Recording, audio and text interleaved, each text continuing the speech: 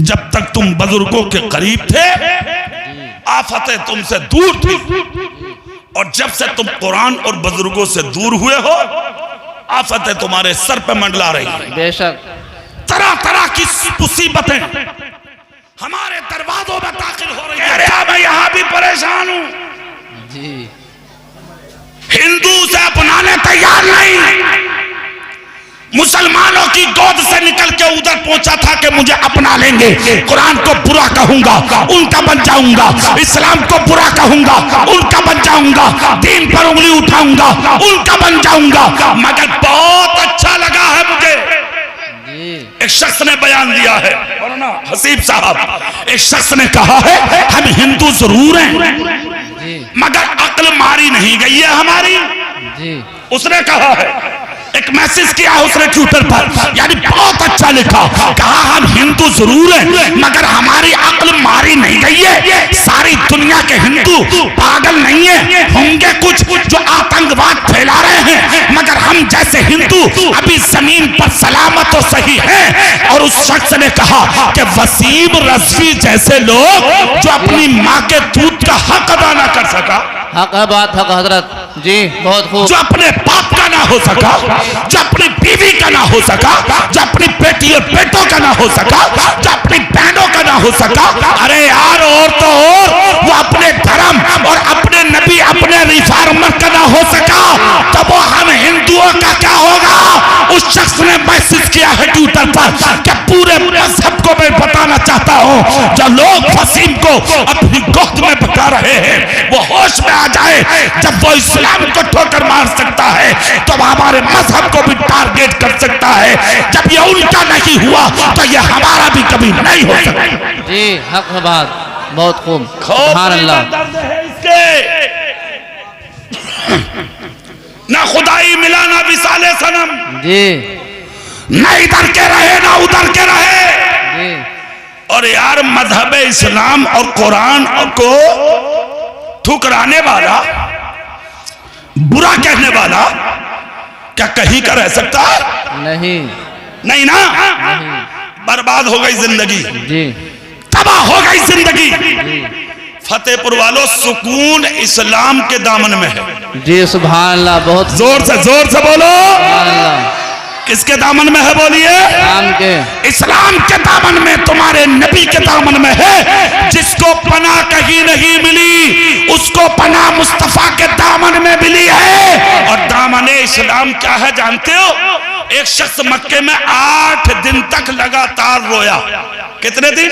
8 दिन। आवाज नहीं पहुंची थी, नबी गुजर के जा रहे थे, दीवार से लगा एक काला आदमी रो रहा था, फटा हुआ लिबास था जिस्म पर। नबी गए, कांधे पे हाथ रखा और हाथ रख के मेरे नबी बोले क्यों रो रहे हो? जुमला सुनो। उस शख्स ने कहा 8 दिन से रो रहा हूं, किसी ने मेरी बात नहीं सुनी। मकसद का मकसद बताऊं? बोले हाँ मकसद बताओ। कहा मक्के का जो सरदार है ना, अबू जहल को कहा था उसने, उस पर मेरा कर्ज है, मांगना जाता हूं मगर देता ही नहीं। इतना जब कहा तो मेरे नबी सुनकर बोले चाहता क्या है? कहा मेरे घर में कई दिन से खाना नहीं बना, मेरे बच्चे छोटे छोटे भूख से तड़प पर बिलक रहे हैं। जब मैं उस मक्के के सरदार अबू जहल से अपना कर्ज मांगता हूं तो वो मेरे सीने पर लात मार के दरवाजे से करीब समझ के भगा देता है।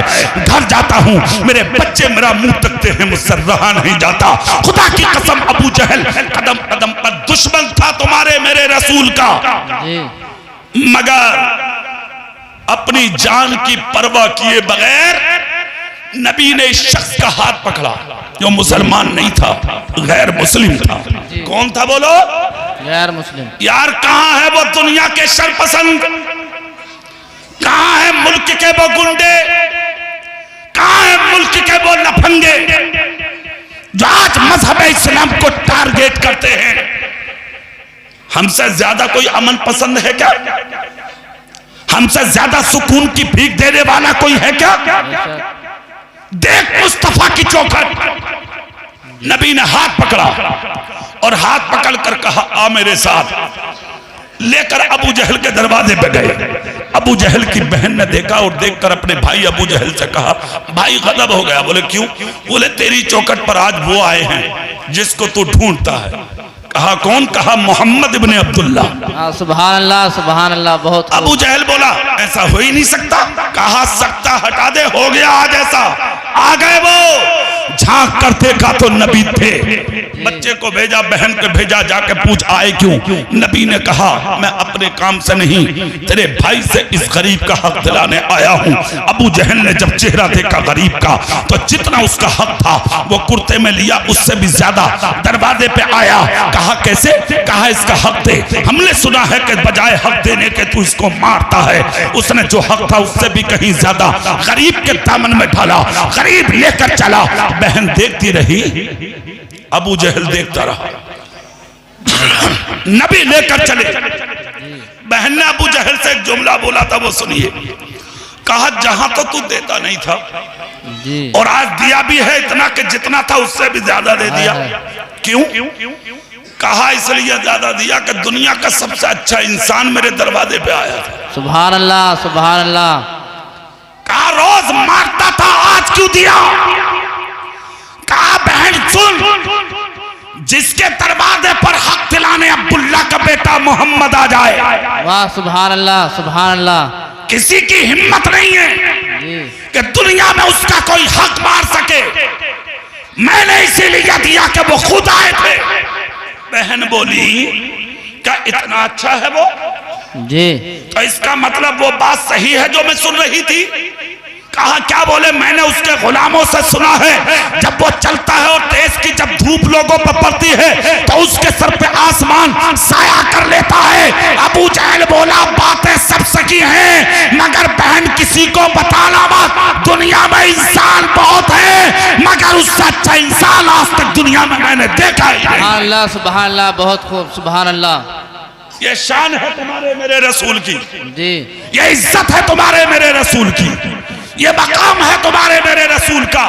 इस्लाम कल भी अमन की दावत देता था, इस्लाम आज भी अमन की दावत देता है। अगर तुम चाहते हो कि इस्लाम सर बुलंद रहे जी। तो फतेहपुर वालों जोश में आने की जरूरत नहीं है जी। गौर से जुमले सुन लो। जोश में बताइए, होश में रहिए, 5 वक्त नमाजें पढ़िए, कुरान की तिलावत कीजिए, बड़ों की इज्जत कीजिए, छोटों पर शफकत कीजिए, बुजुर्गों से मोहब्बत कीजिए। सुभान अल्लाह। आफियत सच्चों के दामन में है, झूठों के दामन में नहीं है। बहुत मिलेंगे तुम्हें ऐसे जो तुमसे कहेंगे मत जाओ मज़ारों पर, क्या रखा है। और मैं एक जुमला बोल रहा हूं, बड़ी गौर से सुनना। तुम पर और हम पर जो ये आज आफतें आ रही हैं ना, ये कुरान और बुजुर्गों की दूरी का नतीजा है। जी हक है। जब तक तुम बुजुर्गों के करीब थे आफतें तुमसे दूर थी, और जब से तुम कुरान और बुजुर्गों से दूर हुए हो आफतें तुम्हारे सर पे मंडला रही हैं। बेशक तरह तरह की मुसीबतें हमारे दरवाजों में दाखिल हो रही है।